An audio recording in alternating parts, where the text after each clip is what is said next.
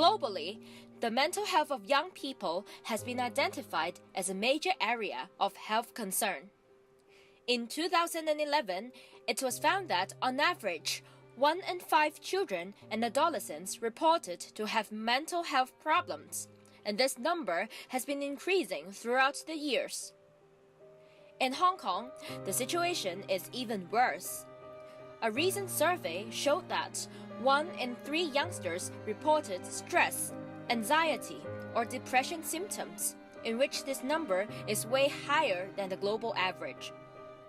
What's even more alarming is the fact that there were around 30% of youngsters reported to have a moderate, severe, or very severe depression.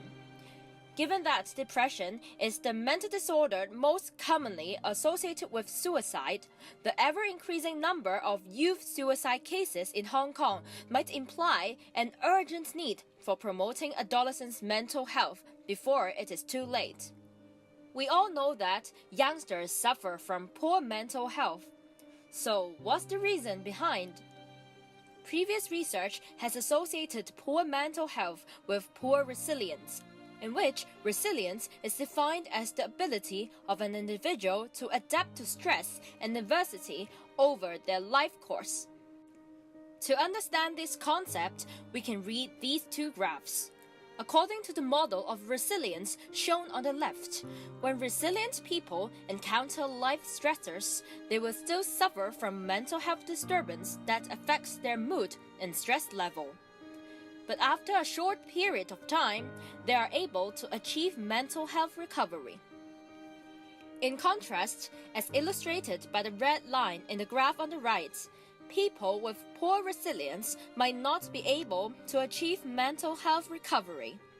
Consequently, they would suffer from various kinds of mental illness, such as depression or anxiety disorders. At this point, you may ask, what is the science behind resilience?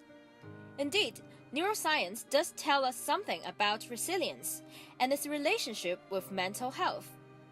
From brain imaging studies, we learned that the ability to be resilient depends on the healthy connections between brain systems that monitor stress responses. People with various kinds of mental illnesses are shown to have abnormal connections within these brain networks. To facilitate the development of resilience among youngsters in Hong Kong, practicing mindfulness may be a way out.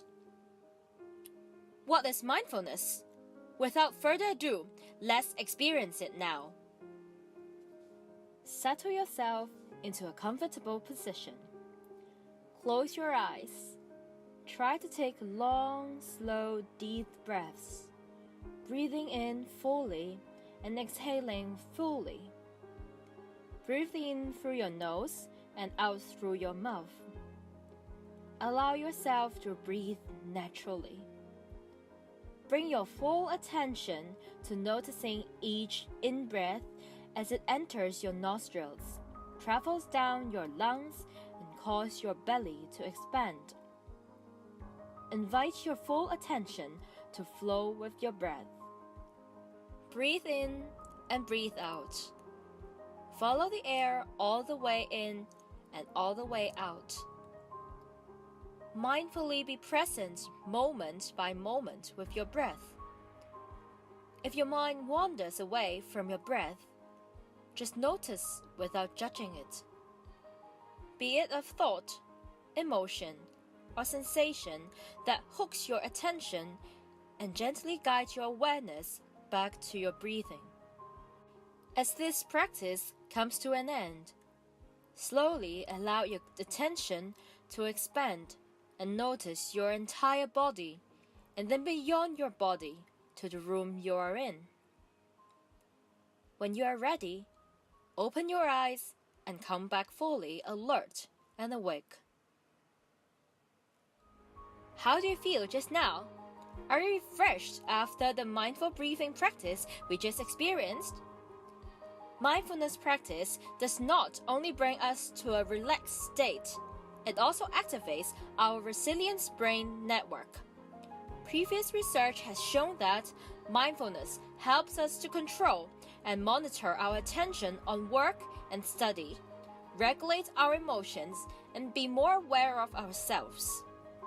In view of the available neuroscientific evidence that shows the effectiveness in promoting resilience building with mindfulness, I advocate the Mindful Brain program, which emphasizes mindfulness practice at school. Having a few hour-length lessons to talk about and practice mindfulness would be difficult for our busy youngsters.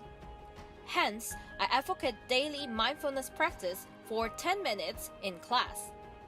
Students can practice mindful breathing, walking exercises, and yoga with their friends and teachers together. In summary, it is hoped that the Mindful Brain Project would improve Hong Kong adolescents' mental health through mindfulness practice by promoting their resilience through the activation of the related brain networks and developing healthy connections within the networks.